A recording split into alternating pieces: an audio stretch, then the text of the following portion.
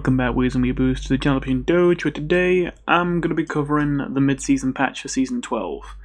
And to be honest, this one might be a relatively quick one. Then again, I've literally never actually made it quick after saying that, but we'll see if we can make it happen this time.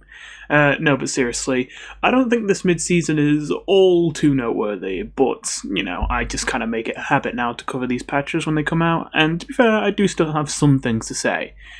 First of all, I've already skipped a bunch of text because, to be honest, it's not really too relevant to me personally. The World of Warcraft crossover is happening, which, I mean, I'm not gonna lie, it's some cool skins, but at the end of the day, I'm not paying for any of them, so that's a no from me. Role Queue Mystery Heroes being added actually might genuinely be pretty fun, I'll have to say, because to be fair, I've always liked Mystery Heroes, just the only reason I don't really play it isn't even because it's just memey and it's not serious. It's actually, like, mostly just because I don't like how it feels like every game's just kind of rolling the dice. Like, if you just get a role where you have no support, or one support, but that one support is Lucio or Zen, then you're just kind of screwed, and it really, really sucks sometimes having to, like, play Mystery Heroes, but just knowing that I only actually get to play the game half the time, and half the time that I'm just going to be stuck with an unwinnable team comp. So Role Queue Mystery Heroes probably fixes that issue and probably makes it a game mode that I'd probably enjoy, so that actually might be interesting in fairness, and they kick Deathmatch out of the unranked menu. To be fair, it doesn't belong there. Deathmatch sucks. Anyway, competitive updates, I don't care. And the actual changes that I do care about. Okay, so first things first, I will say, going into this mid-season patch, I was not necessarily like Doomer, like, oh, it's going to be terrible, but a little bit wary. Because, let me be completely honest with you, you know how, like, Season 11 was awful? And a lot of people didn't like Season 10, but I actually feel like Season 10 was really good until the mid-season, when they tried to fix Tank, only to make it worse. Well, honestly, I feel like we haven't really fixed much, systemically speaking at least. I feel like right now in Season 12, everything that was wrong and on fire about the game, like by the last mid-season, still is not addressed, not fixed, and still should be as bad. And yet the game's actually kind of been pretty fun recently. And I think a lot of that comes down to one seemingly very dumb, but honestly very profoundly important fact. And that is, I'm going to say it, I'm going to drop all pretense of doing this even-handed stuff. I'm just going to be real with you. Dive is fun. So when Dive is meta, people are enjoying themselves. Even people who think they disagree with this because they don't like getting dove because they're support players always seem to be saying that the game is in a fun state when Dive is meta, and that the game is unfun at times when Dive isn't meta, but then still say that they don't like Dive. And I think it's like, just, you don't like getting attacked as a support, and it's like, well, okay, that's fine, but like, you still prefer Dive meta whether you know it or not, because even people who get targeted by Dive meta have more fun when it's a Dive meta. And I mean, it's kind of no secret, Dive's kind of typically the most high-skill composition to run. Just generally, like, it just seems like when anyone talks about what the golden age of Overwatch is in their head, they're always describing a Dive meta. So I do think that, honestly, a big reason why Season 12 has actually been surprisingly fun, despite a lot of things in theory not being fixed and being just as bad as they were last season, I think it literally just is that, well, thank God Dive ended up being meta, because you literally cannot have a non-fun Dive meta. It's just not possible. So I will say, though, I got worried, because I'm thinking, okay, so we've been having fun because it's been a Dive meta, but ironically enough, they actually started the season by trying to nerf Dive. They just didn't, well, I say didn't do it right. I'm glad they didn't do it right, because if they did do it right, honestly, they probably would have made the game horrible. But the fact that they actually tried to nerf Dive characters, but kind of made them stronger, and actually ended up making Dive better, was kind of funny, but honestly genuinely pretty good for the game, even if it maybe is a bit worrying that they were intending to nerf Dive, but then they just made it meta. Either way, so yeah, basically I just got a bit worried that, because I'm actually happy to see Dive being meta right now, and I think that's what's keeping the game fun right now, I was crossing my fingers that they weren't going to nerf it going into this patch, but also realizing they're probably going to nerf it, I don't know, like, they're probably going to do it, and, well, here we are. I will say this, for as much as that kind of puts a damper on the mood, This first change is a really good one immediately. I'm not going to give them full credit yet until I see how it plays, because I have just come on and start recording. I haven't been able to play with this mid-season yet. But I'm looking at these numbers and I'm thinking that might be pretty good. So, okay, do I recount the whole journey with Armour? Sure, whatever. I'll try and make this quick. Armour has gone on a journey in Overwatch. If you didn't know, back in Overwatch 1, Armour used to work in a way so that every single time you got hit on your armour health rather than your normal health, whatever hit you would do 5 less damage per bullet. As you can imagine, this is significantly more impactful against someone like Tracer than it is against someone like Widowmaker. Against characters like Widowmaker, Pharah, and Cass, armor's basically non-existent. Against characters like Tracer, Bastion, and Reaper, armor basically nukes their damage output. In fact, it nukes it so hard that the only reason that Tracer doesn't literally do 6 times less damage to armored targets, which is technically how the math should work out, is because there is a hard cap to the amount of passive damage resistance you can possibly have in the game that caps out at 50%. So, if you're playing someone like Tracer, usually your damage per bullet should go down from 6 to 1 against armor, but it caps at 3. It can't go any lower than 3 because that's half of the original damage, and it can't go below half. And that's obviously just implemented to prevent situations where if someone who's got armor and then gets nano boosted and then blocks or whatever, it just stacks damage resistance on top of damage resistance on top of damage resistance and becomes effectively unkillable. It's to try and avoid that kind of situation that we cap it at 50%. So with all that said, that's what it was like back in Overwatch 1.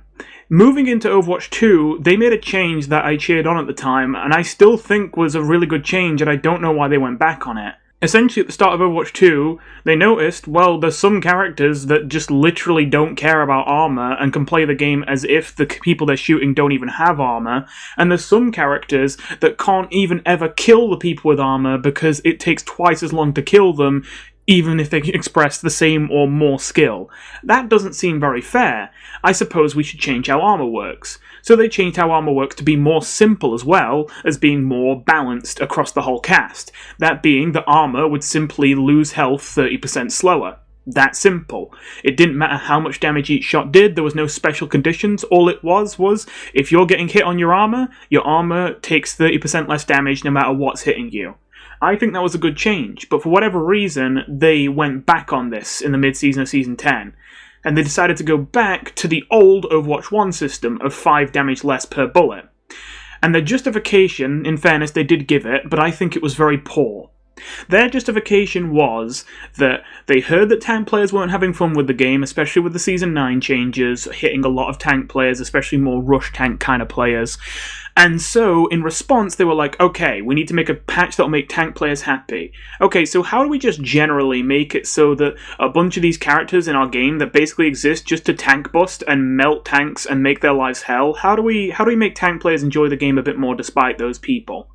And rather than looking at the characters that they've made to be skillless tank busters that don't really have a whole lot of interaction in their game plan and cause a lot of problems for the game, instead they thought, well, actually, that's what armor was supposed to do from Overwatch 1, actually. It's supposed to specifically counter tank busters, which is only half true, and that's where the problem lies. It is true, Reaper's a classic tank buster, and he gets screwed by armor.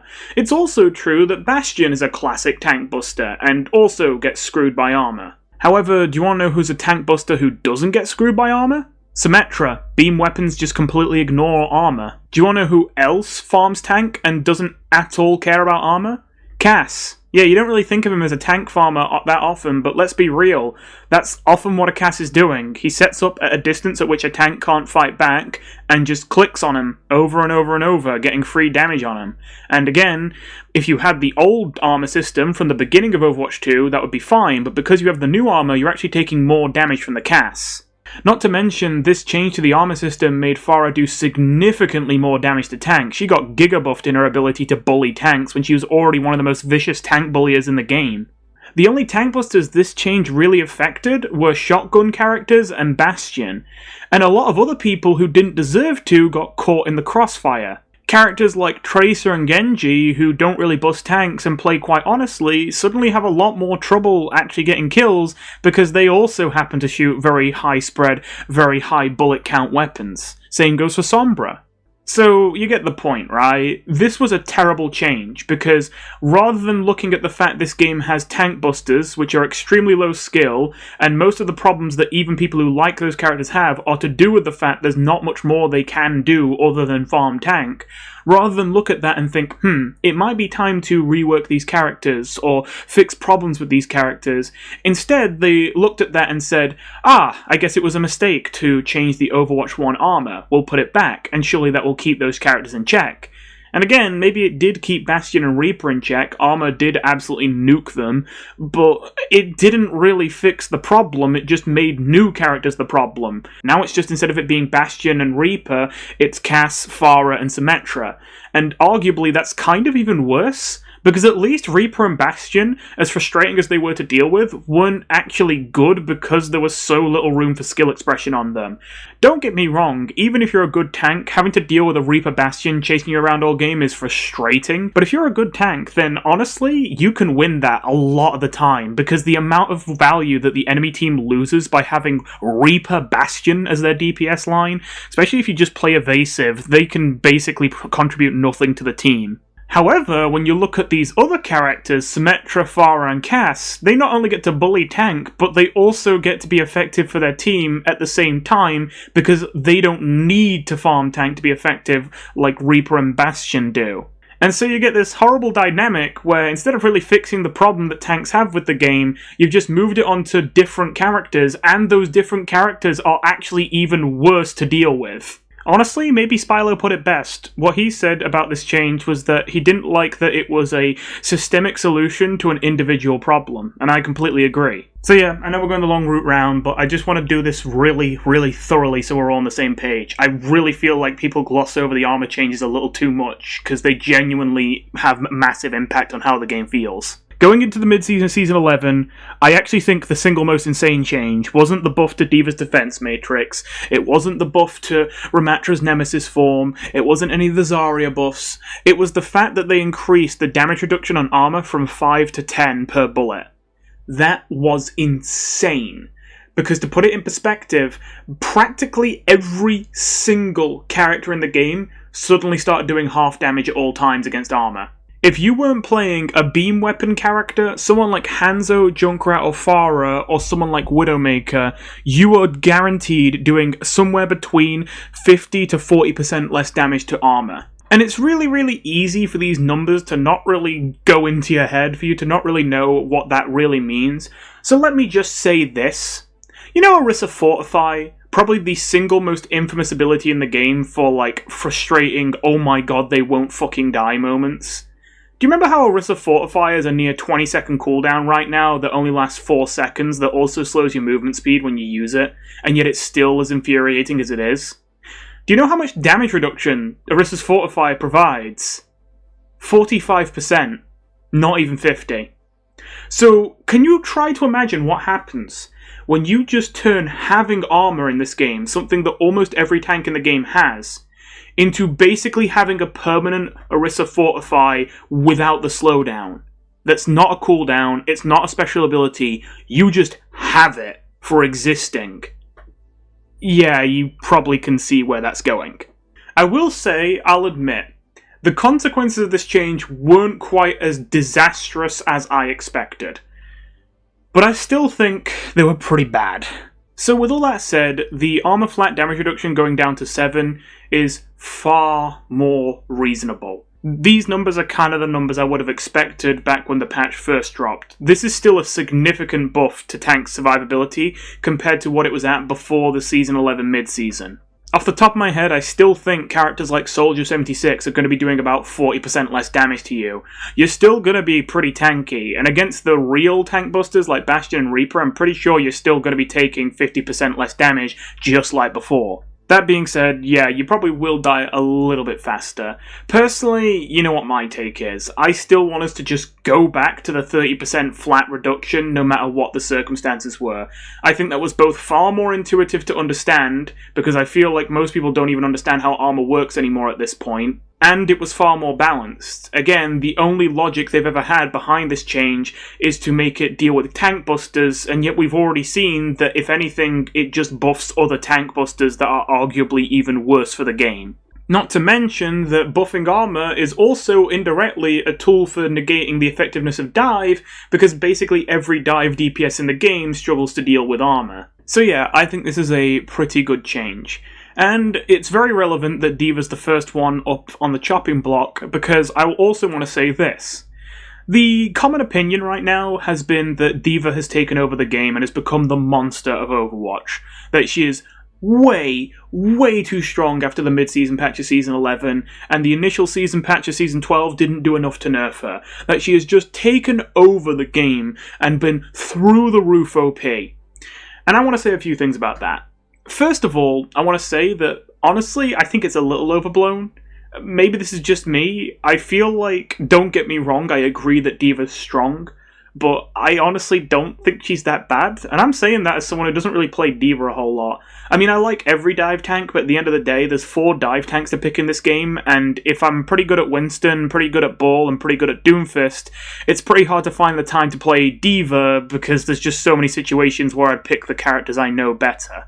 It's not even that I don't want to learn D.Va, I kind of do, but it's just, she's kind of the last dive tank I'm ever going to pick, and, kind of stick to what I know. So yeah, I'm not even really a D.Va player, but I gotta say, I do think that D.Va's not really that ridiculous right now. I do think it's fair to nerf her, but I do know that even if I do say that, a couple of people are going to be pretty frustrated I even insinuate that D.Va isn't a monster right now. However, I will follow up with this, and I'm curious if I'll get much agreement on this, even from the people who do think that I'm underplaying how strong D.Va is. I don't actually think the Defense Matrix buff is what made D.Va really strong. And I will even go as far as to say, I don't even really think it was the damage buffs, although I do think they mattered a decent amount. I think the main thing that made D.Va a monster in the mid-season is the armor buffs. And that's why I'm covering this now before I get to the changes below. Because, think about it, D.Va is the most heavily armored character in the entire game. And one of the biggest problems with D.Va is that her only defensive tool is something that has to stop her from firing. And so it's really hard to be able to dive in as D.Va when you're such a big fat easy target to stun. Your defense matrix doesn't negate things like spears and rocks or hacks. And so as a result, a lot of the time when you go in as D.Va, you basically just get shut down by the first CC ability that hits your face. And you can't even really dodge it because boosters aren't that fast. Well, sometimes you can, but yeah, if the enemy's good, you can't. So the only option is to just tank it, is to just take the CC, take the shit ton of damage you're going to take for getting CC'd, and just live anyway and keep pushing. And the thing is, that's never really been a feasible option because burst damage has been so good in this game for such a long time, but the Season 9 changes combined with the Giga buff to armor makes it so that D.Va kinda can just run in there, take a rock to the face, take 1,000 bullets, get back up, still not be dead, and then just charge at you and kill you anyway. I still think that it's been a little bit overblown just because it is not that difficult to keep your distance against D.Va, and if you keep your distance, then she will struggle to get any kills. Not to mention, I don't necessarily think it's healthy, but I do think it's true that you can easily shut down D.Va right now with counter picks. Especially since, as mortified as I am with the direction they've chosen for Symmetra, removing all the nuance she had back in Season 7 and Season 8, and turning her into just Beam the character. But ultimately, now that they've gone this direction, they kind of have made her the most brutal D.Va counter out there. Again, I don't think it's good that that's kind of the thing that keeps D.Va in check is counter picks, but I mean, that's the game we're playing, unfortunately. And I mean, it's not necessarily any different for any other tank, is it? I think there's one other sneaky thing that wasn't a direct buff to D.Va that made D.Va so good this season, and it is actually something really funny. I think it was the release of Juno, because I've always thought that D.Va has been underrated with speed boosts, and now I kind of regret that I didn't get to say it earlier, because it turns out it's very true. Usually when people talk about the kind of team comps you want to run a Lucio or a Juno with, they're talking about Reinhardts, they're talking about Ramatras, they're maybe talking about Maugas. You don't really hear D.Va in that conversation so often, but I've always thought that D.Va's honestly like the second best tank in the game to give speed busts to, second to Reinhardt. But only to Reinhardt. I genuinely think that even characters like Ramatra can get by without speed boost, whereas D.Va I actually think really struggles without it. It's like I said, the main reason that D.Va's never really worked in this game, at least in a 5v5 format, is because without a main tank to start the dive, she doesn't really have anyone to follow in after, and if she tries to start it herself, she's just too much of a big, fat, easy target to hit, and her boosters just aren't fast and evasive enough for her to dodge the incoming punishment, or for her to really punish anyone who's willing to keep their distance. But then, say all of a sudden your D.Va starts flying at light speed, not only can you now dodge the incoming punishment, but you can also just charge headfirst into the Ana in their back line, and it doesn't matter if she's 50 miles away, you'll still get to her before she can run away if you get that speed boost. I genuinely think that both the Armour Change and the speed boost had significantly more impact on D.Va's effectiveness in the recent meta than her damage buffs or her defense matrix buffs. And lastly, just before I move on, I want to address on this topic the predictions I was right and wrong about in Season 11. Because I made some predictions about which tanks after the mid-season I thought would take over, and as you'll probably remember, most of them were accurate, but the big thing I got wrong was obviously a huge miss. I didn't really commit to a take on D.Va. I mostly kind of was like, I think she could be good, but I think she won't be. And then she ended up, of course, becoming the best. And that was kind of unexpected. One part of that was obviously that Zarya was so good at the time, and I thought that Zarya would keep her in check. But then I'm trying to remember if Zarya got nerfed in a hotfix. I think she did, and that probably gave some room for D.Va.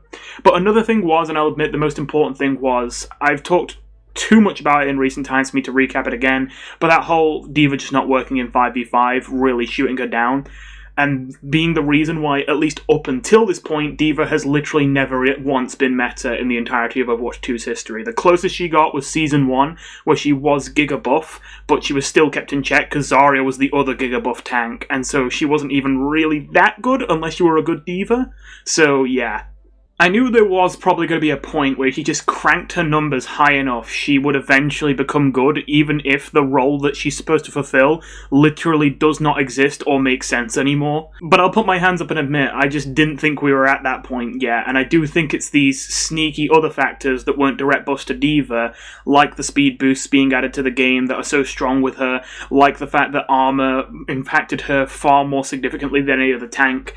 I think it's more those things that stuck under my nose and made it so I really didn't see the D.Va thing coming.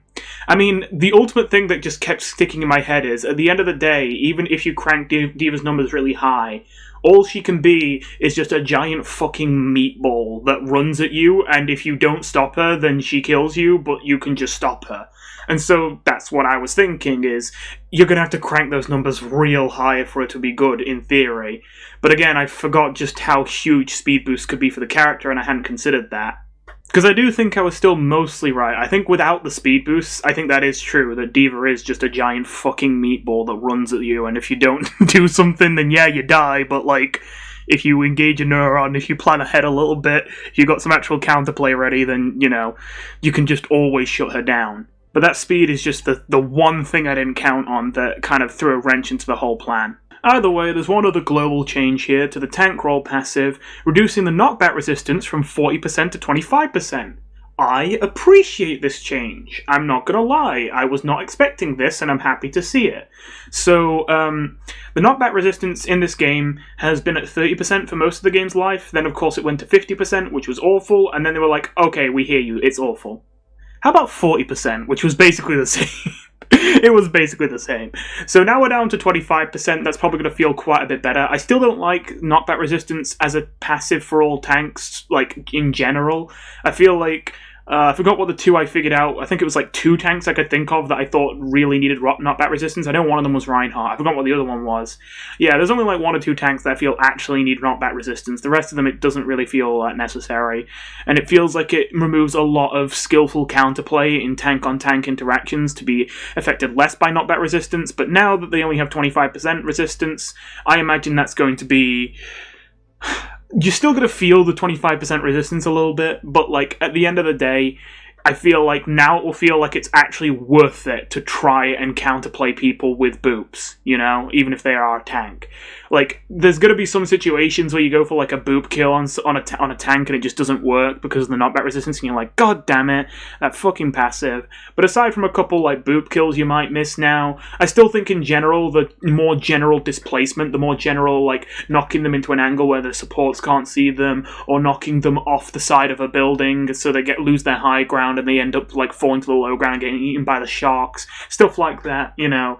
Those kind of things I think will still be far more impactful than they used to be. They'll work far more often, and I think that is good for the game, because I do think that you need those kind of tools to punish tanks in a way that's actually skill testing. As I say, that's the big reason why, as much as I want, you know, good things for the tank role, I am also, you know, cheering on it's technically a nerf to it, is because it's a nerf to bad tanks. It's a nerf to tanks that play dumb and don't notice when they're getting yoinked out of position, or when they could easily be pushed into an unfavourable spot. But it's honestly kind of a buff to tanks that know how to use their CAC abilities and their knockbacks to put the enemy tank into perilous situations. So it's a change that promotes skill-based play, and I genuinely think that's something that's kind of slowly vanishing, and seeing it slowly come back, whew, it's quite exciting. Anyway, we all knew it was coming. D.Va Nerf. Developer comment. There has been a lot of community feedback surrounding D.Va lately. On average, she hasn't been overperforming, interesting to know, but she's still quite difficult to take down, so we're shifting some of her armor to normal health and reducing her maximum combined health by 25 armor. With armor's effectiveness being hit in the same patch, we'll keep an eye on how this plays out and adjust as necessary. Do I call it? Okay, I'm gonna call it right now.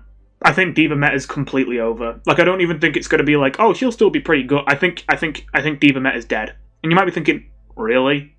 What? You lost a little bit of armor? Like, you know, lost 50 armor, but then gained 25 health back. You know, that's not a lot of health to lose. You know, you still got a massive HP bar, effectively, with D.Va. You know, I feel like that should be fine, right? Well, it's actually because of something that's not listed as a nerf to D.Va, but is actually a gigantic nerf to her that's listed in the bug fixes section at the bottom of the patch. You see, I didn't actually consider this before, but one of the main reasons why D.Va's so good with speed boost is that her speed boost stacks multiplicatively with other speed boosts. And I knew this, but I must admit, I never really considered that to be a weird thing. But on hindsight, I've realised that every other speed boost in the game is additive. You know, if you add a Queen Shout onto a Lucio speed, it just adds the percentage boosts together, it doesn't multiply them together. Because D.Va's speed boost gets multiplied with other speed boosts, that means that she gets way more extra speed boosts from teammates than she should. And that's what's led to her being so deadly with Juno, is just using the Hyper Ring in combination with the boosters as D.Va allows you to just launch yourself into enemy spawn and get a kill on any support you want. And so obviously that's pretty hard to play around. So the fact that you can't do that anymore, even if you can still get a speed boost, you just can't get anywhere near as much of a speed boost. I think that's going to hurt D.Va. To put it in perspective, if I remember correctly, Juno's Hyper Ring is a 50% movement speed boost. If it was multiplicative before, that means I'm pretty sure D.Va's boosters is It was at this point that I realised I have no idea how much of a movement speed boost that D.Va's boosters provides, and so it's kind of hard for me to comment on this without looking it up. I tried anyway in the original recording, and in hindsight that was a stupid idea. So now we're doing this over in post so that I can double check we got the numbers right. And we have a calculator at the ready as well, because this is going to get interesting. So again, the bug fix, quote-unquote, which really I think was more just an intended mechanic that they only now decided maybe shouldn't be a thing, is that essentially the booster speed boost that D.Va has stacks multiplicatively with other speed boosts, rather than additively. What that means is, if you have 218% total movement speed, because you got plus 118% from boosters, and you obviously start with 100% movement speed, then when you get the Hyper Ring speed boost from Juno, what you should get is plus 50 to this 2118. But of course you don't, because it's multiplicative, you instead get a 50% boost, which makes it 327. Now, if you added 50 instead, you would have 268. So let's see, if we divide by 268, we get this number. and obviously just take 1. What this means is that essentially, if I times this by 100 to make it a percentage, you are going to get 22% less of a speed boost now as D.Va when you do this combo, which is actually pretty damn significant. To put it in perspective, without amp it up in fairness, but still, just being in Lucio's speed aura gives you a 20% speed boost. So right now, D.Va is getting so much less of a speed boost from comboing her boosters with Hyper Ring that essentially to reach the speeds you were going at before, you would need both Hyper Ring and a Lucio, and even then you would still be going a little bit slower than you were before with a single Juno Hyper Ring. So yeah, the movement speed nerf here is actually enormous. And just quickly for fun, there is a movement speed cap in this game of 75%. When it comes to passive movement speed abilities, this doesn't apply to abilities, but things like Queen Shout or Lucio's Speed Aura, you know, ones that actually just increase your movement speed that aren't tied to an ability, it's just you give them a boost to their movement speed. So obviously this doesn't apply to boosters because it's only tied to the ability and it only applies to yourself, but to all of the speed boosts, there is a cap of 75%. So that means if you stacked Lucio speed with a Juno Hyper Ring, you could reach that 75% if you used Amp It Up. Which, to be fair, you'd already be at 70 without Amp It Up, so it's not that worth it, really, but I mean, you can do that if you want.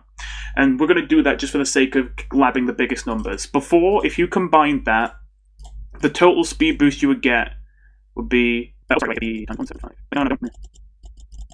be nearly quadruple movement speed, which is, yeah, pretty insane, compared to what it would be otherwise of, let's see here, 218 plus 75, 80, 93, so 293. So yeah, that would be about a 30% reduction. Yeah, these are some pretty significant numbers. As innocuous as it is, this is genuinely probably the biggest nerf to D.Va in this patch. It's actually going to be pretty huge.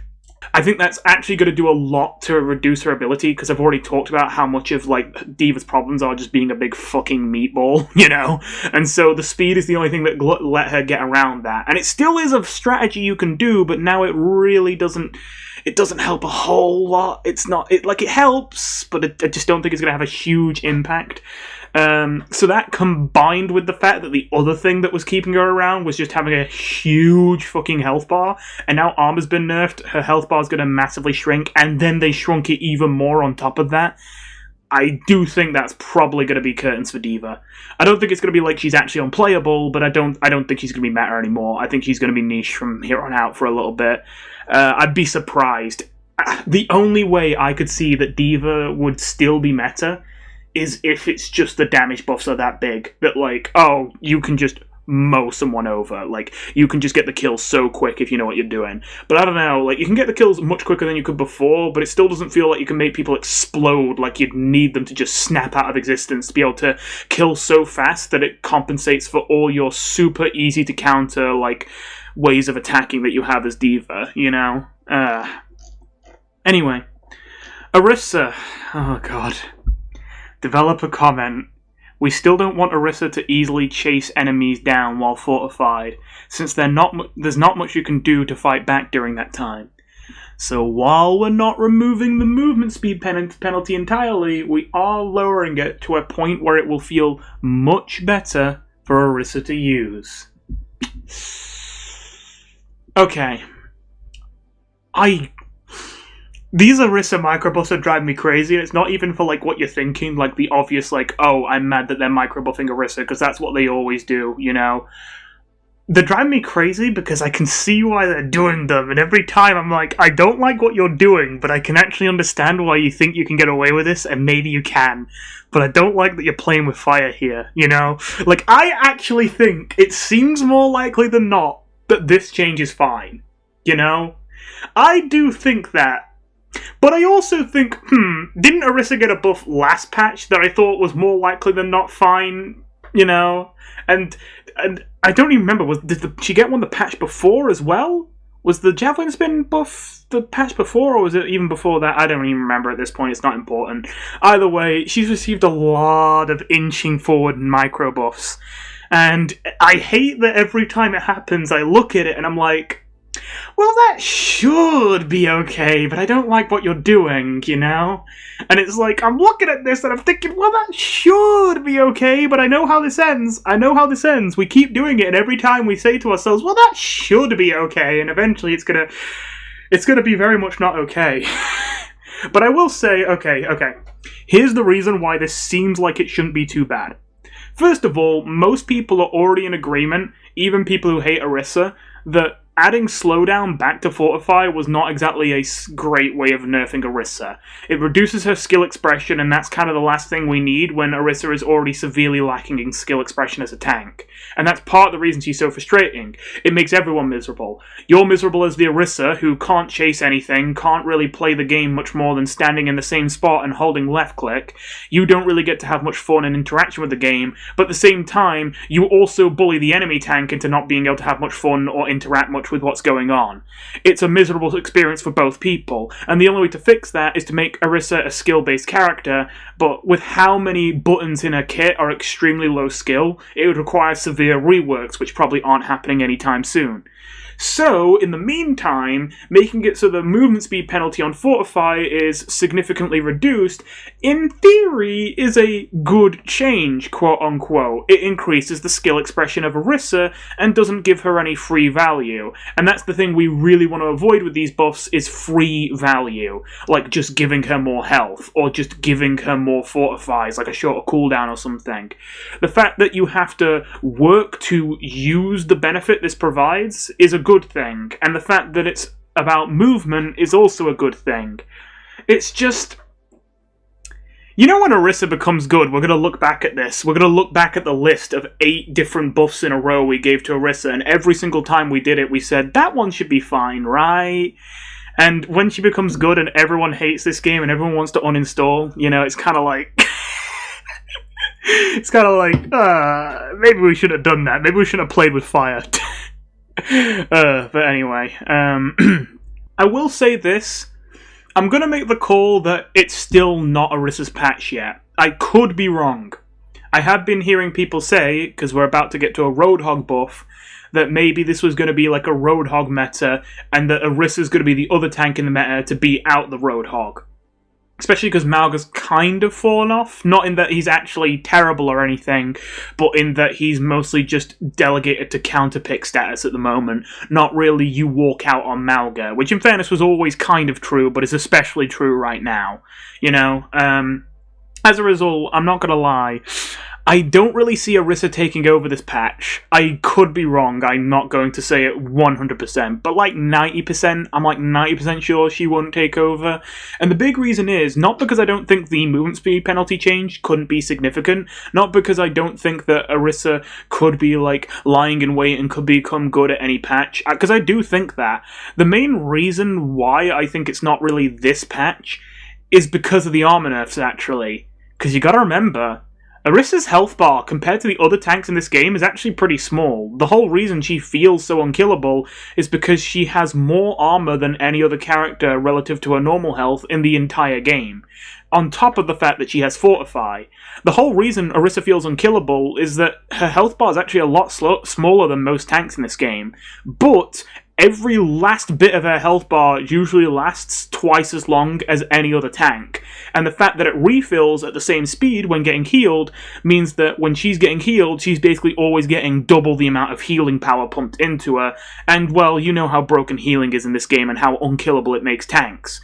If Orisa couldn't get healed, she would probably be one of the most frail tanks in the game, but the fact that she can, and significantly faster than she can take damage, means that she can be practically immortal. So, any nerf to armor is going to be a pretty significant nerf to Orisa's survivability. The only reason I'm not even sending it and saying 100% chance this is not Orisa's patch yet is because, I must admit, it is also true that, well, every tank has armor bar 1 or 2, and while Orisa might have the most armor relative to normal health, she's still very good at bullying other tanks, and she herself was pretty hard hit by armor. It's just that she also got the benefits of armor. So, with her damage output increased in recent times as well, who knows, maybe she can just hit a couple more breakpoints, kill a little faster, and actually be quite deadly. At the very least, though, if Orisa does become good, I'm not going to say it's going to be a good meta, because, you know, it'll be an Orisa meta, but I think for an Orisa meta, it might not be so bad, because I could only see Orisa becoming good if it's like an aggressive Orisa, like a kill power Orisa meta. I don't really see Orisa just stands there and tanks and tanks and tanks and tanks and never fucking dies being the way forward right now. It's not impossible, but I look at her kit and I feel like she's lacking severely in long-term survivability. In terms of burst, of course, she's still unkillable in bursts, but if you just keep poking at her, and especially with characters like Cass still being around, and with characters like Ashe, I'm seeing quite a lot of Ashe recently, I feel like there's a lot of characters that can kind of just keep poking at her from a safe distance and slowly wearing out all of her like survivability cooldowns until she's got nothing left and then she just crumbles. Roadhog, developer comment, this is a reversion to Roadhog's previous resource regeneration rate to improve his primary tanking ability's uptime.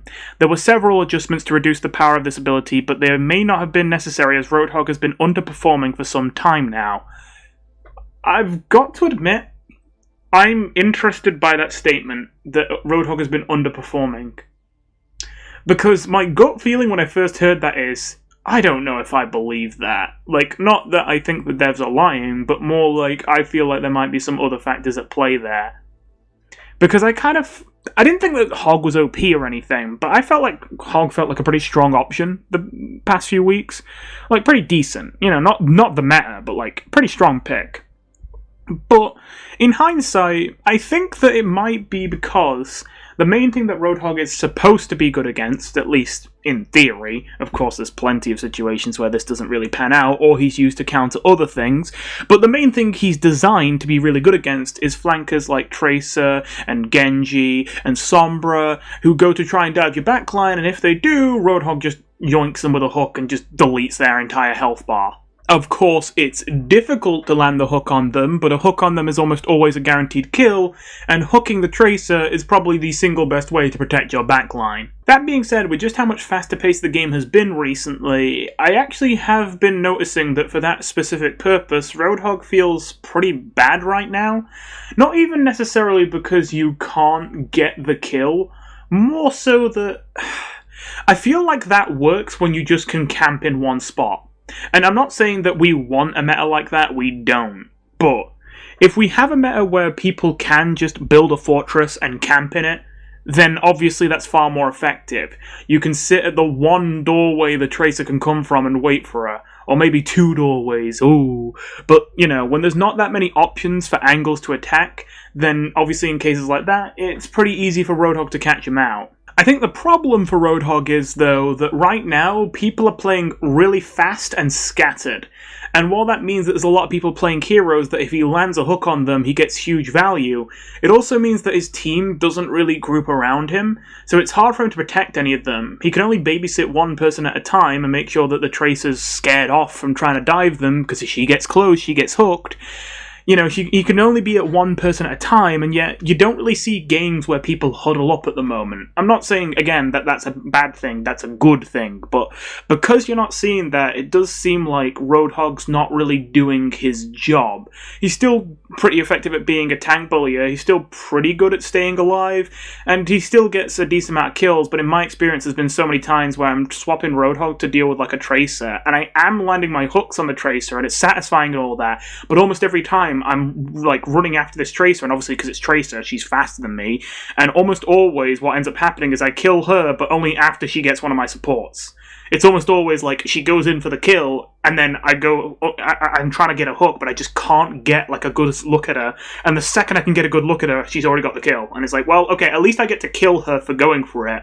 At least we get to trade, but like, I feel like almost never do I get the chance to be fast enough as Roadhog to catch the flanker before they even get the kill. It's almost always when they're on the way out that I manage to catch them. Which is better than nothing, but I mean, your support's still dead in that scenario. Either way, the resource regeneration rate on Take a Breather is buffed.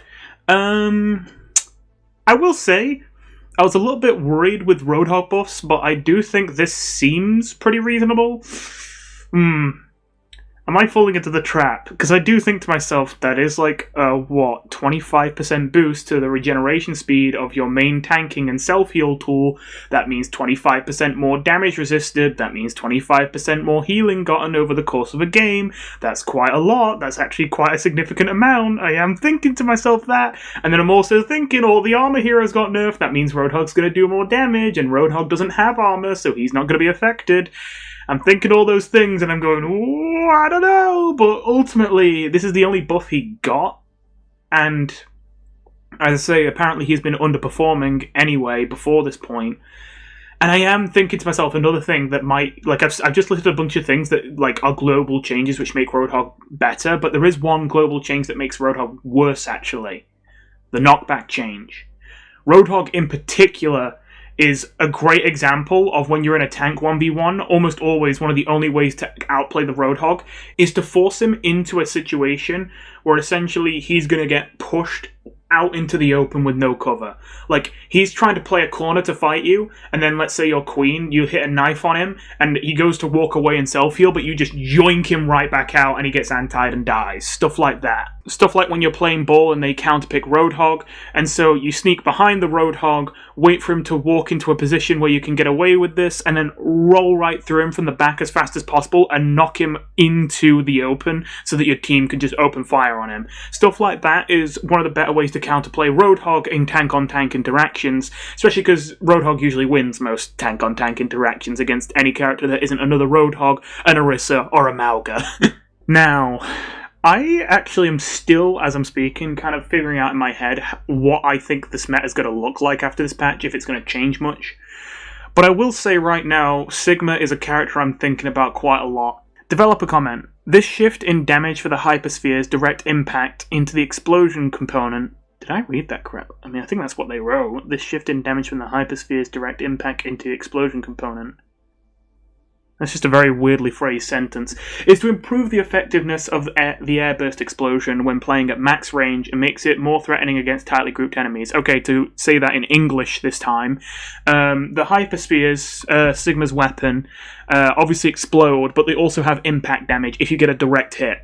Before it was that the impact damage was 25 and the explosion damage was 30, so 55 damage per orb, but if you hit someone as close to the center of the explosion as possible, but without it being a direct hit, you would get 30 instead of 55. Now it's shifted, so you still get 55 per Hypersphere, but if you just barely miss but still catch really close to the center of the explosion, you'll get 40 damage rather than 30 damage, which is obviously a little bit better. Essentially, it sounds like the main reason they're doing this is to help in situations where you're trying to hit someone as Sigma, but they're outside of your range. You know how the Hyperspheres explode early? They don't just keep going forever, you know? After they've flown through the air for a couple seconds, they just blow up on their own, even if you haven't detonated them or if they haven't hit anything. And that imposes a hard limit on how far your range can actually go.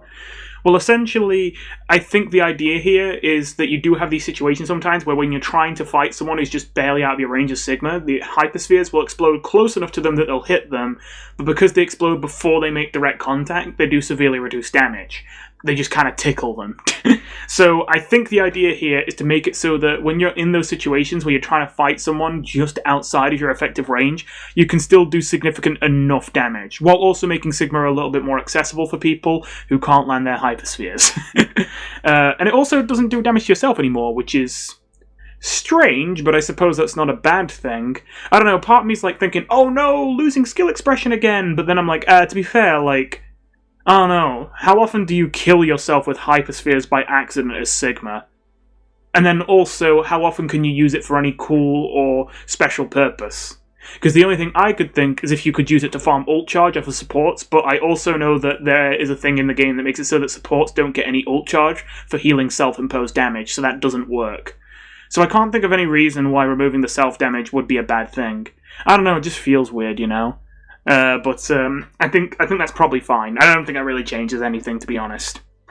So yeah, I will say though that I like the idea of trying to make Sigma a little bit better at like his maximum range, but I also think, I don't know, it's a weird way to address it. I still think that it's not really going to help him much more with like trying to fight people at medium range where he's just barely not close enough to hit his Hyperspheres. But sure, I guess. looks fine. But either way, Sigma, even if these buffs are probably relatively small, is a character I would keep an eye on. I'm not certain about this yet, but essentially this is what I see. We've just had a dive meta, and now we're seeing a lot of dive being nerfed, and we're seeing a lot of poke being buffed. So that naturally means poke meta, right? Well, I don't know, because they also nerfed armor, which, by the way, that's a big reason why I don't think it's going to be rush meta either, because most rush tanks are pretty heavily armored, and like Reinhardt relies on that armor a lot. Ramatra definitely relies on that armor a lot. So I just look at the tank pool and I'm like, I feel like it's mostly going to be tanks like Sigma, like Orisa, that benefit from this patch. But then at the same time, I don't know, most of them don't seem crazy strong still at the moment. They just seem okay, you know? They seem like they're doing better than they were in previous patches, but they're not really there yet. And maybe it'll be one of those things where so many small little things come together that they suddenly burst onto the scene with just some small changes. I could see that being possible. But I feel like what's more likely is that it's going to be a bit of a mixed bag, I think. Where there's still going to be a little bit of dive around, but I think the predominant tank might be Sigma. Because Sigma is the only poke tank I can think of that's already felt good, at least in my opinion, before this patch hit, and then also got a little bit of extra buffs. And obviously the armor changes don't affect him. If anything, he got buffed by those armor changes, whereas a lot of other tanks really got hurt by them, including the tanks that would screw him over. You know, Sigma's pretty bad into a lot of the rush tanks. Sigma's pretty bad into Reinhardt or into Ramatra, and so the fact that they're going to struggle to survive as much is probably going to be pretty good for Sigma. To be fair, he's still going to struggle against Zarya, and to be fair, Zarya has been looking pretty good recently, so it's possible that Zarya could somehow sneak into the meta, but I don't know, I don't see it. I don't think it's impossible, but I don't see it. So yeah, I think it's probably, if I had to guess, I think I'm gonna lock in the guess that Sigma will probably be the meta tank. Because here's the thing, when it comes to dive, I do think that the dive nerfs here so far haven't been that bad. Like, okay, D.Va got nerfed, okay, so what? But then, oh, I just realized, I didn't cover this on my channel, but for those of you who missed it, we had a hotfix before this patch, a couple weeks before, where Winston got nerfed in his damage. Might only be 5 DPS, but man, losing damage on Winston, one of the slowest damaging characters in the game already, that stings. And obviously Sombra's Virus, frankly, even as someone who likes Sombra, rightfully got nerfed and damaged. And Juno got some buffs. But either way, getting back on topic. Thingy. Because of the fact that Winston's been nerfed, and now D.Va's been nerfed, that only leaves the other two dive tanks, Doomfist and Ball. Now, okay, I say that. I still think Winston's playable, but Winston just doesn't feel as good, you know? Winston feels fine, you know, but it doesn't feel good, you know? So, I'm looking at Ball and Doomfist, and it's like, well, already you know my opinion on Ball. I don't really think Ball can ever truly be meta. I think that Ball still hasn't changed. I think he's still in a spot where he is technically the single most broken character in this entire video game until a single person swaps any of his multiple, extremely hard, unfair counters, and then he can't play the game. I think he is probably the most psychotically overtuned example of the problems with current Overwatch. That he is an extremely fun and skill-expressive character that, by all means, kind of deserves to be meta, quote-unquote, both for the skill expression he has and the fact that he is just generally really strong right now. But they just made him the single easiest character in the entire game to counterpick. And it's not necessarily even that you get counterpicked that actually drives me mad, because you get counterpicked on every tank. The reason why I want to play Ball all the time, but at the end of the day I basically just play Winston instead most of the time at this rate, is because of the fact that it's not just that I'm going to have to deal with counters pretty regularly, it's that I have to deal with 3+ counters every single game, because the amount of effort you have to put into counter a Wrecking Ball is so low. Don't get me wrong, counterpicking is low skill and low effort for just about every character in the game, but some of them at least have a small threshold of it. You at least have to be this good at the character, or have this amount of knowledge to be able to counter this person correctly. With Wrecking Ball, you actually can just switch your brain off with most of his counters and not have any skill on the character at all and still shut him down. And that means that people that don't know how to play the characters that counter you can still just pick your counters and win anyway. And that sucks. And when it's just one, you can get away with it. When it's just one, you can outplay it. When it's just two, you can even outplay it if you're good at what you do. But once it gets to three, it's a bit like, well, okay, I know the Sombra's bad and has no idea how to play Sombra, so I know that they're going to stand in this really obvious doorway, even if they are still invisible, so I can cancel their invis before they even go for the hack. I also know that if she tries to hack me out of Pile Drive, I can just easily bait her by floating in the air above her, coming out of ball form to trick her into thinking I'm pile driving, so she goes for the hack, and then shooting her to cancel a hack, and then pile driving. You know, I know the counterplay, I know the matchup, I can, you know, counter all that stuff. It's obviously when it gets to the point where it's like, okay, but I have to do that and dodge the flashbang from the cast, and dodge the hooks from the, you know, Roadhog, and dodge the sleep from the Ana, and dodge getting booped by the Brig, and it's like, okay, right, when it's that much, it's just like, okay, now I just can't play the game. And again, unfortunately, because it is so easy to do that and so effective to do that, you just can't even play him. So that kind of crosses Wrecking Ball off the list. It's not even necessarily that he isn't strong. Again, if he doesn't get counterpicked, I genuinely think he's the most broken character in the game, not even close, if you have any idea what you're doing on him. I don't even think it's close. Genuinely, one Tracer and one Ball can 2v5 just about any team in the game, if they're not Giga counterpicked. But either way, that only leaves Doomfist as the last dive tank on the list. And to be fair, I do think Doomfist could be good. That's the main reason why I'm not really calling it that, yeah, Dive's dead. Because, to be fair, Doomfist has been feeling a little bit better these last few patches, and he never even really felt bad, just not as good as he used to be. The main thing I worry about, though, and something I've not really thought about, I don't know if what I'm stating is kind of obvious, and I'm dumb for not realising it sooner, or if maybe this is something that a lot of you will be kind of surprised to hear as well, but I've come to a realisation about Doomfist that might explain why he's not really felt as good since Season 9. Because in fairness, when Season 9 first dropped, I felt like if anything Doomfist felt better, even though a lot of people were saying that he felt worse. And I couldn't really see why Doomfist would be worse. Like, sure, people take longer to kill, but you also hit more of your shots with your fist spikes, and those little fist spike things have so much spread that before the hitbox changes, it was really, really difficult to get kills with them. Not to mention, as Doomfist, with how evasive and small you are compared to most tanks, you were one of the least affected characters by the DPS passive reducing your healing. So overall, I felt like Doomfist was in a pretty good spot. And don't get me wrong, he survived. But I think I figured out what made him worse in the Season 9, like post-Season 9 meta. And I think it is that, in hindsight, you remember how before, during most of Overwatch 2's life, before Season 9, it was actually the case that basically every dive tank in the game was bad most of the time?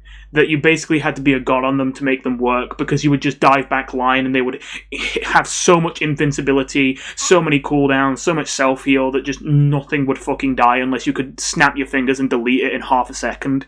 Unless your character was capable of doing that, which basically every dive tank is not, then you just couldn't get a kill. It just wasn't possible. And that Doomfist was kind of the only dive tank that could do it, because he was the only one that could just snap his fingers and kill you insanely fast if he could pull it off. If he could get that one punch, that one stun into the wall, and he could get those headshots to follow up with, he could get the kill fast enough to kill someone in the back line before they could just use all their tanking abilities and completely live the whole thing, you know? And that was kind of the main reason why Doomfist was kind of the dive tank that survived the harsh conditions that kicked every other dive tank out of the meta for a lot of Overwatch 2's sort of midlife, as I'm going to call it, after the betas in the first 2 seasons, 2 or 3 seasons-ish, yeah. Season 4 onwards to Season 8, all the way up until Season 9 where things changed. All that to say, I think what might have happened to Doomfist is that ultimately the reason he feels worse is because a lot of the dive tanks that feel really good right now are the ones that can keep on the pressure. Before that didn't matter because the amount of power that healing held over the game, especially without the DPS passive, was so ludicrous that people could just infinitely out-sustain the damage you could put out as a dive tank. You could keep zapping that Ana for 20 seconds straight and she just would not lose a single HP and you would cry.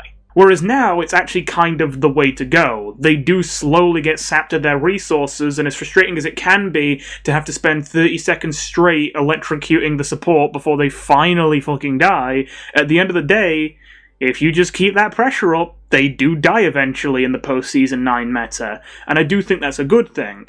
And that means that characters like Winston, D.Va, and Ball suddenly feel a lot better, because before they could just keep up the pressure forever and it wouldn't matter a single bit, they'd get nothing for it. But I think it hurt Doomfist because now the entire dynamic is flipped. Now the fact that Doomfist is a bit more front-loaded, that he can't really keep the pressure up for as long as the other dive tanks, but has a bit more upfront pressure, actually is kind of a problem.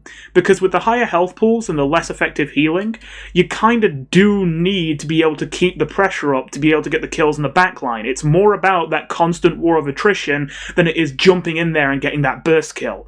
So I don't really know if Doomfist is going to be all that good. He does feel a little bit better at the moment, and I'm not even really sure why, because he hasn't really received any changes, but it's just felt like you can get more done with him recently. I think it might just be the kind of characters people are playing. You know, characters like Juno certainly are pretty good targets for Doomfist. But ultimately, yeah, that's kind of what I see. I see Doomfist being the main dive tank to look at in the future, but probably not the meta tank. I see Sigma as the most likely candidate for the meta tank in the poke category, and maybe Zarya will be the main rush tank, but I don't really know how big rush is going to be. Oh, with all that said, onto the DPS changes. Bastion. Developer comment. This spread reduction is intended to improve the assault mode weapons, which is the turret form, effective range against smaller targets, while not changing much in regard to how good it is against tank heroes and their large size. So yeah, the spread angle of configuration assault is reduced by 10% from 2.2 to 2 degrees, and the ultimate cost has been reduced by 12%. Okay, so listen, no one likes to see Bastion buffs, but I will say this much. I might actually defend this, and I can't believe I'm doing it.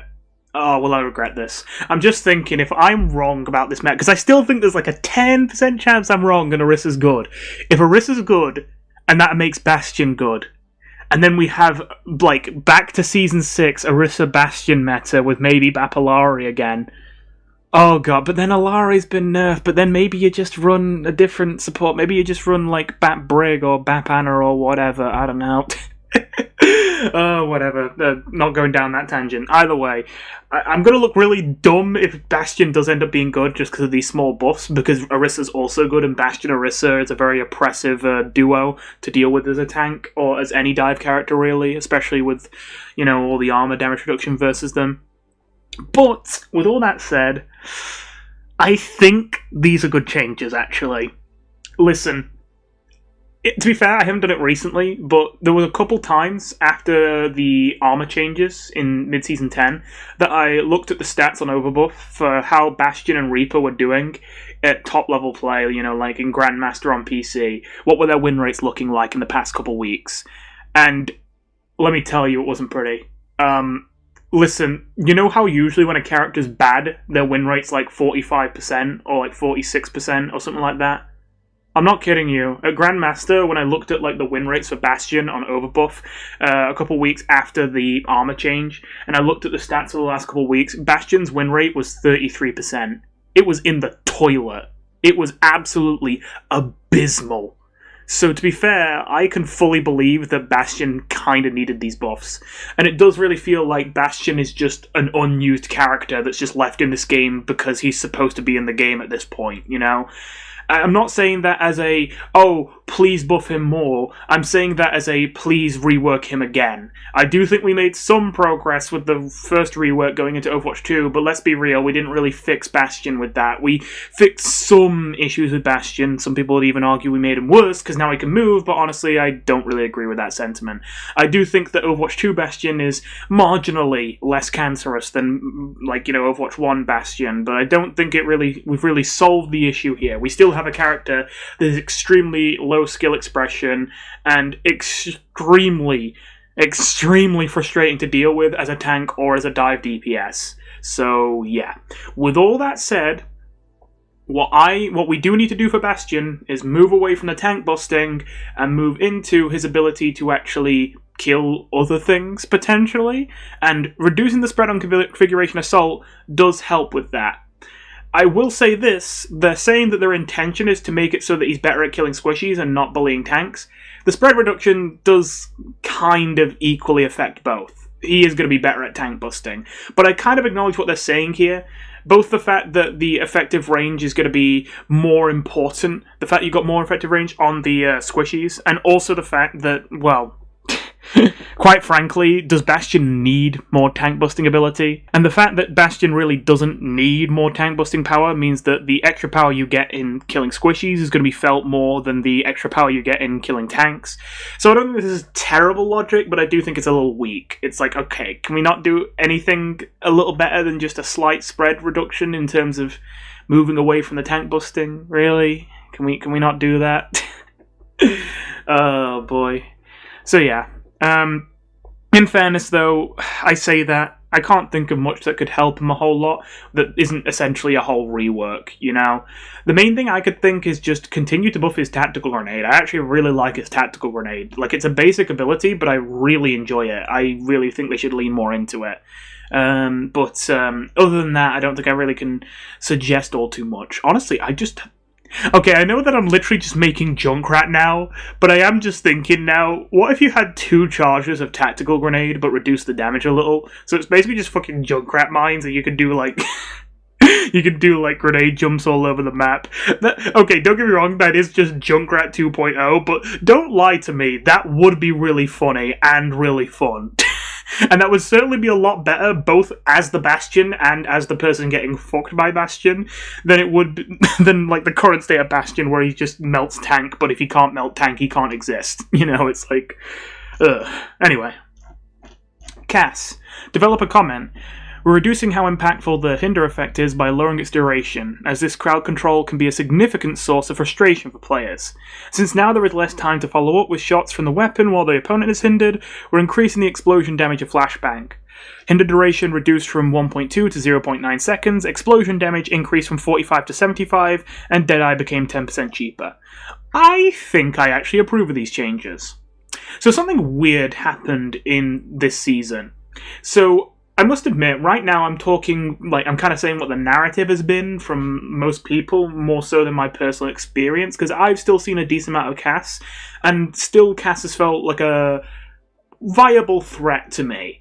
But a lot of people have been saying that Cass has felt terrible this season, that he has felt far, far worse. And I do at least buy that he is nowhere near the monster he has been in most recent seasons. I do maybe have a bit of a gut feeling that he's still being a little bit underrated, and that he's still, in the right circumstances, pretty oppressive. But maybe it's just a skill diff, maybe it's just I'm not at that level, and maybe at the top levels of play it's still just true that he just sucks. To be fair, that might be true because the main issue seems to be that people are saying that before, Cassidy was kind of the anti-dive pick, because you would just flashbang them and they'd get fucked. And you also got to farm tank, you know, which, you know, pretty good for you. But now he's actually the dive target. It's really easy for a dive team to just find the Cass, jump on him, isolate him, and just 5v1 him. And he's just screwed. Especially with the nerfs to flashbang when it used to be magnetic grenade, which I'm not complaining about, that's a good thing. And while it is frustrating that you have to dive a DPS first rather than the supports, at the end of the day it is well worth it, because those supports will just fall over like dominoes if there isn't a Cass around to flashbang you when you go to dive them later. Now, obviously, in my experience, you don't really get the coordination you need to be like, hey, everyone, let's jump on the Cass, and then everyone jumps on the Cass. You often have to take 1v1s with them in my games, and obviously, because I'm just playing, like, you know, quick play with randoms and all that, you know, I'm not in a group, I'm not in a VC a lot of the time, so obviously, in my experience, because you still have to take the 1v1 with him a lot of the time, while there's more ability for you to win the 1v1, and that does mean that Cass is more, you know, a threat you can deal with if you can perform well enough. There's still plenty of situations where he can feel like a really tough enemy to have to take down for you to even get the option to be able to dive the backline first. So I still think there might be some room for him being underrated, but I can definitely see how when he gets ganged up on, he would just fall over like a house of cards. All that being said, that puts him in a weird position where they kinda probably should buff him, but at the same time, they've got to play it real fucking careful. because people really hate this character, man. And for good reason. And we've just been traumatized by them. So it'd be pretty shitty of them to, the moment this character is not ruining everyone's day, suddenly just Giga buff them again. The moment we get like half a season without him being meta, we're just like, oh, we can't have that. He's meta again now, you know? So this, though, I do think is a pretty well thought out, pretty even-handed buff. Because, first of all, the main thing we hate about this guy is Hinder, and not only has Flashbang going from, you know, Magnetic Grenade been a great improvement to Hinder being less frustrating, but the duration being reduced has also been a pretty good change. But also, the damage going up means we're kind of leading back into what I wanted Flashbang to be in the first place, or Magnetic Grenade, or whatever one. I'm just going to keep calling it Flashbang, even if I'm talking about Magnetic Grenade, because it's the same ability, basically. Anyway. Basically, I always thought that it should be more literally just a damage cooldown. And while that might seem really basic and boring, this is Cass we're talking about. Like, let's be real, I've always thought that it doesn't really make sense to put power in Cass's cooldowns, because while I usually am all about cooldowns and abilities on characters in Overwatch, because it's that kind of game, it feels like Cass exists to be the basic character, you know? He's the guy who just has a really satisfying to shoot 6-shooter pistol, you know? I mean, is dodge roll a real game-changing cooldown? Well, maybe now that it has 75% damage reduction, but that was a mistake. I genuinely think that just giving him a really fucking strong pistol, like maybe giving him some buffs to his damage fall off and all that so you can snipe with him a bit more, but as a result, removing the CC from his flashbang but increasing its damage might be a nice way to go. And we haven't literally removed the CC, but this is a pretty nice midpoint, where the flashbang now does enough to do slightly more than a body shot when you land it, and it's still going to be really easy to land because, well, it's flashbang. But the Hinder isn't going to last all too long, and it's only a Hinder, not a stun. And again, one of the main reasons I used to say that Hinder could be worse than stun in a lot of situations is that it actually lasts longer than the original stun does. But now that we're reducing the duration, that might not be such a concern anymore. So yeah, overall, this actually might be quite a good change. This also means that if you can't land a headshot on the Tracer, but you still need to hunt her down, you can potentially land a flashbang body shot and then punch, and I'm pretty sure that's enough to kill. That would be 145 plus 40, 185, and Tracer has 175 HP right now. So that's also something you can use. So yeah. And of course, Deadeye going down in ultimate cost. I'm never going to complain about this. I'm not going to lie, you know, Deadeye is such a memey, like, sometimes it's really good, but most of the time it's really bad kind of ult, that I think it should be the kind of ult you can get pretty fast. So this is a pretty reasonable buff in my opinion. Okay, Hanzo. Oh boy, I knew this day was coming. Okay, I'm not going to lie. I know I'm not in the popular opinion here. I liked Hanzo not having a one-shot. And I'm not even just saying that as someone who hated getting one-shot from Hanzo. I'm not gonna lie, that was my perspective at first. That, like, for the most part, I'm just like, yeah, fuck Hanzo. I'm just glad that I don't get headshot anymore. But I'm not gonna lie, funnily enough, when Hanzo got nerfed with losing his one-shot, that was actually when I started playing him a whole lot more. Now, don't worry, I've not turned. I still think Hanzo is absolute bullshit. I'm just embracing the bullshit now. No, but seriously, you know how stressful some tank games can be, especially when you're doing literally everything you can, and you just need that one teammate to do something, and they don't. And you know, those games drive you mad, and it's just therapeutic when you have those extremely stressful tank games to then just play a game on Hanzo where you just fucking chill and grill and sit in the back and just keep lobbing arrows and occasionally get free insta-kill. It just feels pretty good, you know, in comparison. But either way. So I actually kind of liked the 0 one-shot Hanzo, and I started playing him, honestly, a lot more ever since they made that change. And I hate to admit it, I really enjoy playing him. I am disgusted with myself, but I do enjoy playing him. And I really do think that maybe it's just because I only started playing him a lot more once he lost his one-shot, but I really do feel like Hanzo feels fine without his one-shot, especially with the 225 HP changes. Most of the people who could slip away if you didn't get them in one shot are the people who get one shot now with the 225 HP, whereas most of the people who already have 250 HP and you can't quite one-shot anymore, are characters that can't get away as easily. Characters like Cass, like Soldier, like Ashe. These kind of characters are not really the characters that are going to be able to slip away in an instant if you just don't get that one-shot kill on them. And considering you also have Storm Arrows, it's very rare that I land a headshot on someone and I don't then get a kill off of it, unless I'm shooting someone 50 miles away. And even then, still like more than half the time, if I headshot someone 50 miles away, I think, I wish I could follow up on that. Bleep. Oh, never mind, someone got him on the way out. So, I'm not gonna lie, I feel like people were complaining too much about the lack of a one-shot on Hanzo. I feel like he was in a pretty good spot, honestly. And maybe one or two more characters could go down to 22, 25 HP, like Sojourn, for example. Sojourn can be pretty slippery, and I already think Sojourn's really strong right now. I still think Sojourn's being underrated at the moment, personally, but I'll see if I'm proven right or wrong anytime soon. Either way, you can read, you can see the changes. They've basically reverted this soft rework to Hanzo. They've decided to shrink his arrows back down to what they were before Season 9. They've decided to give him 5 more damage per shot, so he does exactly 250 for a headshot. So now he can one-shot every 250 HP character.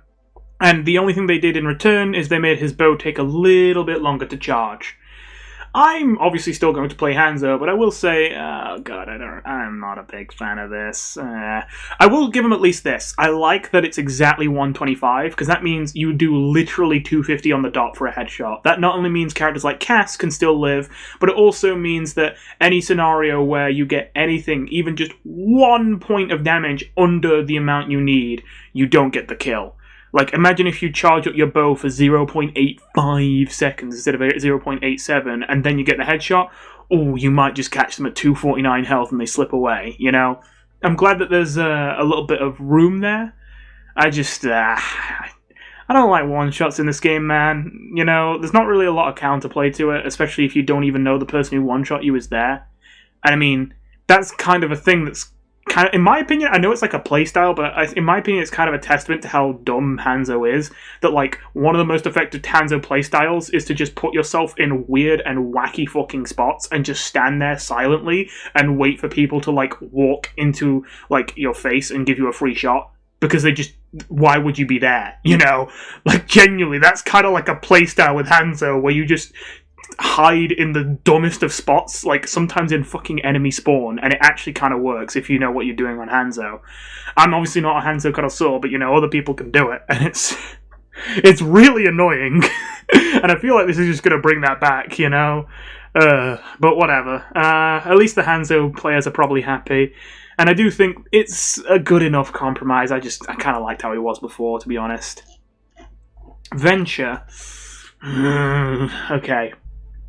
So on one hand, I'm happy that I'm being proven right, that people are underrating Venture by the fact that they seem to only ever get nerfs, but on the other hand, stop nerfing my NB.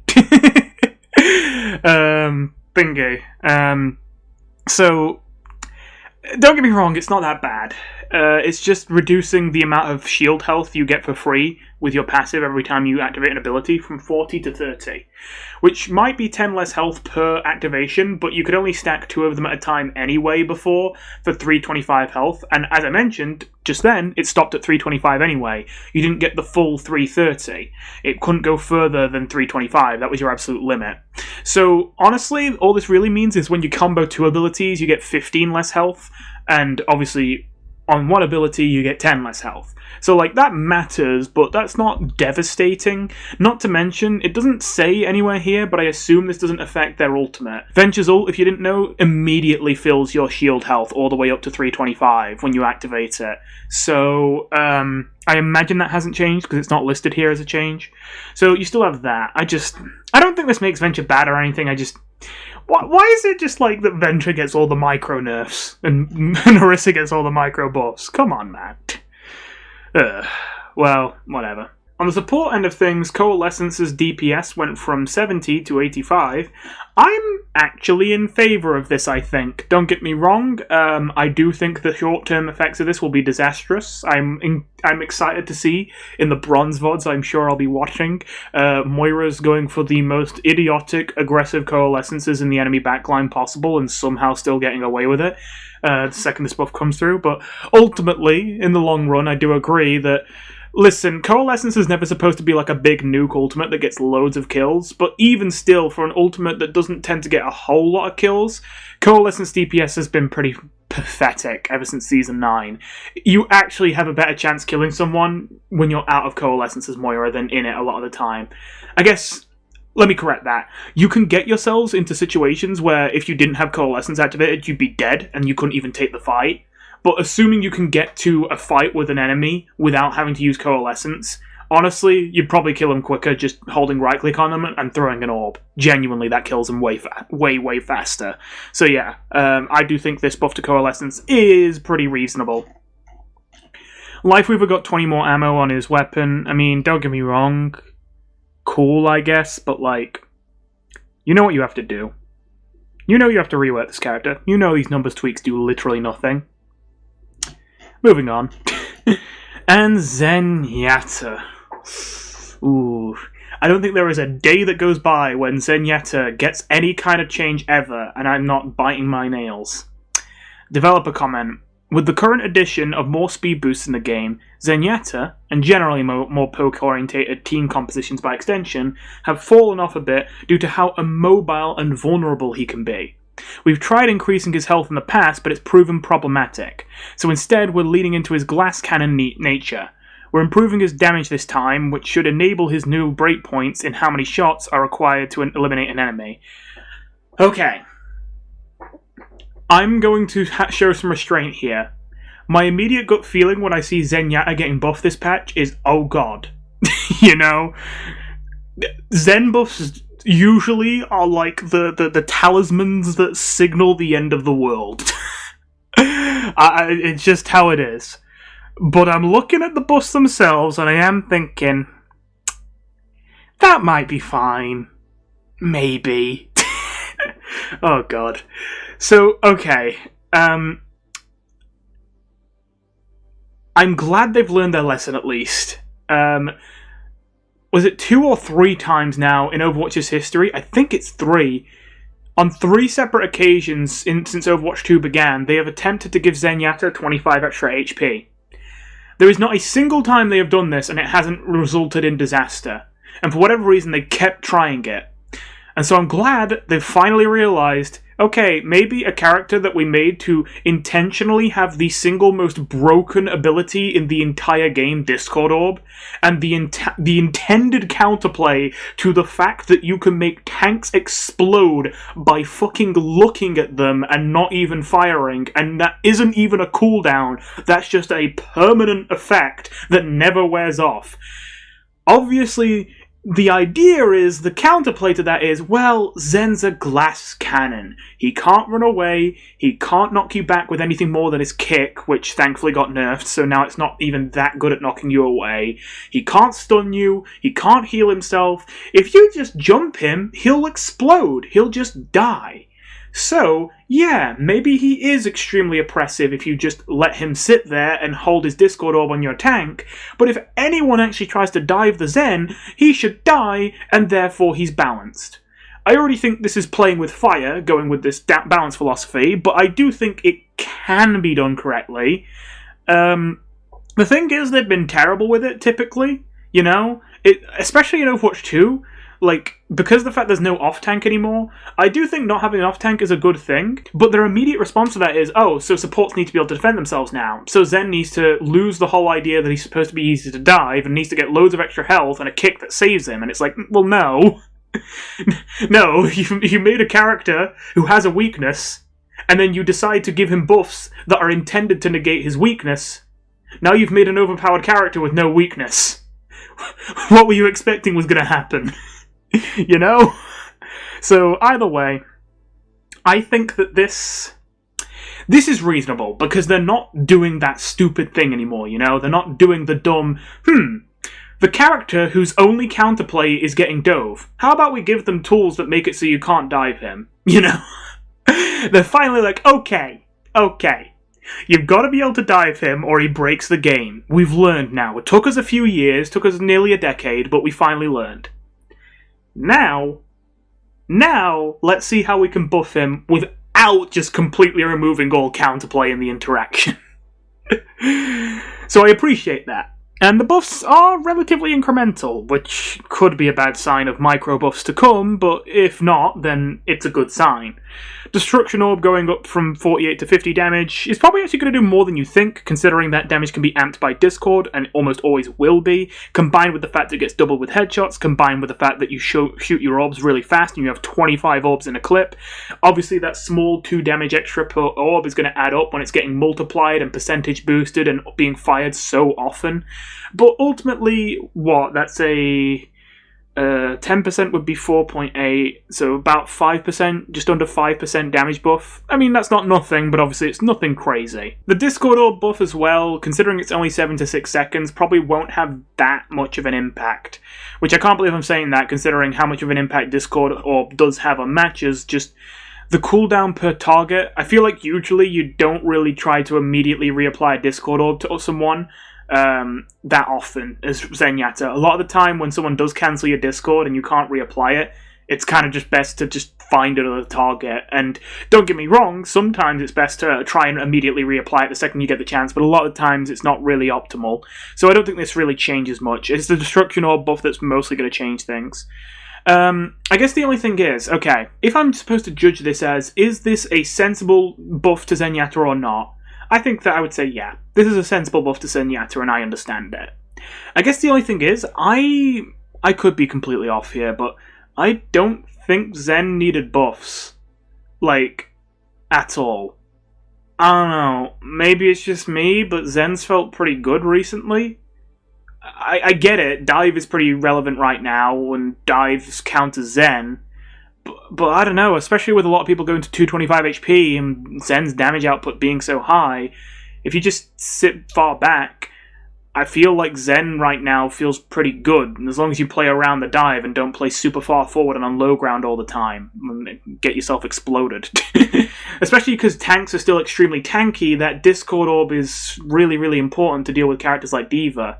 I mean, typically it's used to deal with characters like Mauga and Roadhog and Reinhardt, but even D.Va now, has the problem of just being a giant fucking meatball that runs at you, and so being able to do 25% more damage on every single character that's shooting her simultaneously, being like a mercy damage boost for the entire team all at once, but without having to use Valkyrie, that's just for existing as well, that's a pretty sizable damage buff, and that's one of the only ways you can do enough damage to punish a D.Va for going too deep at the moment.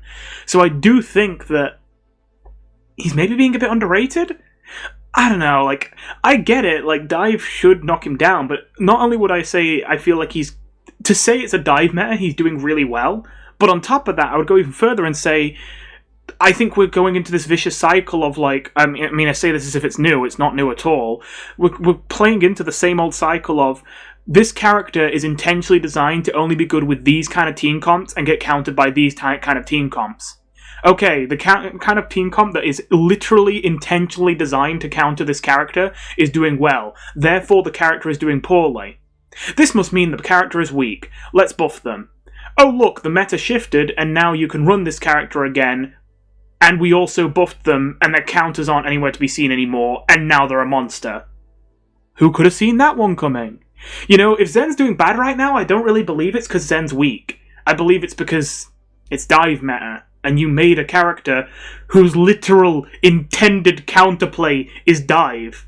I don't think the season where your counter is, the whole, main strategy you want to play to is exactly a great, sample to go off of, to get a gauge on whether your one of your characters is weak or not, It's what's a better example? If it's if it's a Mauga meta, this is a dumber example, but it's easy to understand. If it's a hard Mauga meta, Mauga is just stupid OP, then Roadhog's gonna drop in win rate, right? I mean, it's Roadhog v Mauga. You know how that one ends.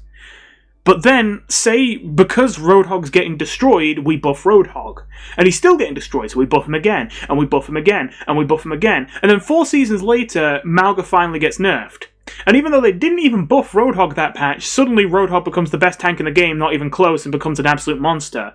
And it's well, maybe that happened because you kept buffing Roadhog when he was being hard countered, and then you kept seeing he was still bad, because even though he was insanely strong, you just couldn't play him because he was hard countered by the best tank in the game.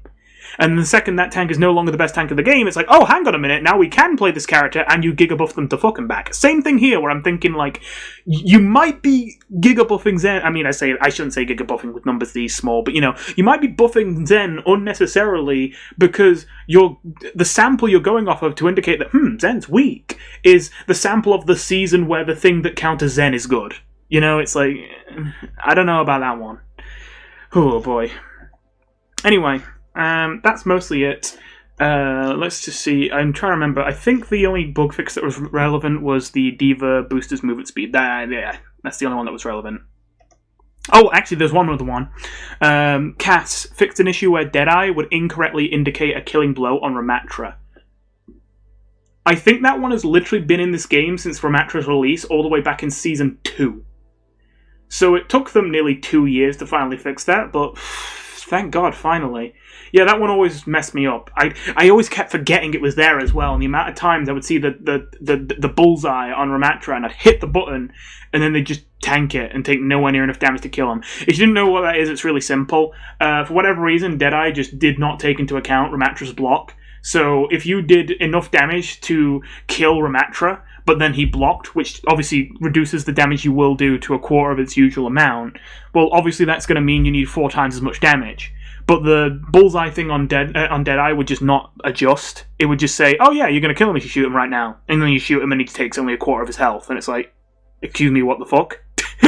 And it's one of those things as well where you might think, okay, that's annoying, but you can just deal with that, you know, once you know it's in the game. But like, there's so many situations where like you're in a chaotic team fight and you can't quite see like the Ramatra clearly, and you actually don't know if they're blocking or not, and you see the bullseye and you genuinely don't know if you can shoot or not, and it's so annoying. So I'm glad they fixed that one, even though it maybe took them forever.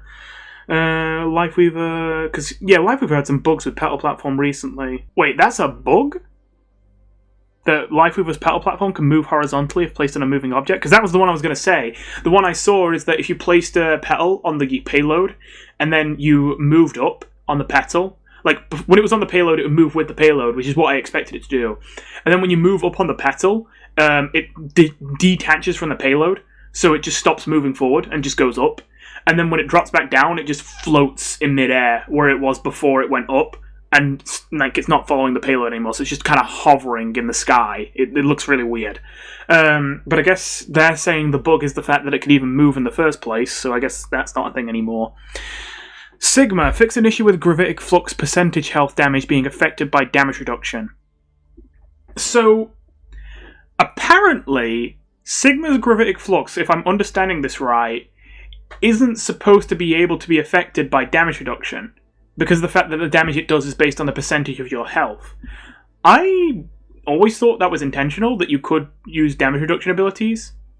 I just things like this I find a little bit confusing and annoying, where like, it's fine if you don't want this to be the direction the move goes with, but like, I don't like listing these things as bug fixes, because they're important balance changes, and not a lot of people read the bug fixes, because a lot of them are really, really small things, and they're often long lists that are kind of hard to understand compared to the balance changes.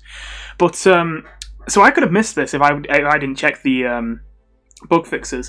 But in the past, we had another bug with Sigma's gravitic flux, where, as Ramatra, I'm pretty sure right now Ramatra cannot block gravitic flux, but it used to be that there was a bug where if you held block while in flux and looked at the sky, that would block the flux. Yeah, the sky, not the ground even. I don't even know how that works, but that's funny. But yeah, you essentially would look at the sky and block, and it would actually block the flux, and you would live. Which, obviously, that's cool that you can do that, but eventually it got fixed as a quote-unquote bug. And if that's already been fixed as a bug in the past, that means that they've already been aware you can use damage reduction to tank flux for a really long time now, because that bug was fixed ages ago. So apparently they've just decided today that that's a bug now, that you even can reduce the damage of flux. You know, I'm just... What's going on with that? That's all I want to know. Anyway. Either way... Yeah, I think that's going to be my take. I think I'm going to lock it in for now, although I will admit I'm not as particularly as confident on my predictions for this patch. I think that D.Va's probably out. Again, not unplayable, but she probably goes to like mid or niche. I think that Orisa... Okay, I'm going to say Orisa's going to be on the map I don't think she's going to be good, but I think she's going to be on the map, you know. Recently, she's just been not been seen anywhere. I think we might see a little bit of her, but I don't think she's going to be, like, meta yet. And I hope I'm right about that. Roadhog, honestly, Roadhog probably gets a little better, but probably doesn't budge that much. Again, Sigma, I think, is the big one. I think Sigma genuinely could be the new meta tank. I think that he's got the tools to shut down a lot of the dive tanks. He's got the tools to enable a lot of the powerful DPS right now. I just realised as well that bug fix is a huge buff to his Gravitic Flux as well, so he got more buffs than this sort of patch here lets on. I could envision a couple meta team comps that could exist, but a lot of them would be pretty speculative in fairness, and there'll probably be quite a lot of variance, so it's probably not that constructive to like list a bunch of them. I definitely think Sigma's going to be a pretty prevalent tank, and Doomfist is probably going to be the main dive tank to contend with him. I do wonder whether Brig Zen might become a meta backline in this meta. I think that would happen if Zen actually is like buff enough just from this slight damage increase, but it all really depends on how much you really want a Zen. I'm also kind of curious if the fact that the amount of damage reduction you get on armor has been reduced is going to lead to Zen's Discord Orb being more or less important. Because on one hand it's like, well, now they're going to explode even faster, so it's going to be even easier to punish tanks and give them hell. But on the other hand, it's like, well, also, if they are not as tanky, you might not even need Discord Orb to punish them in the first place, so shrug. With all that said, thank you for watching, and I'll see you in the next one. Goodbye.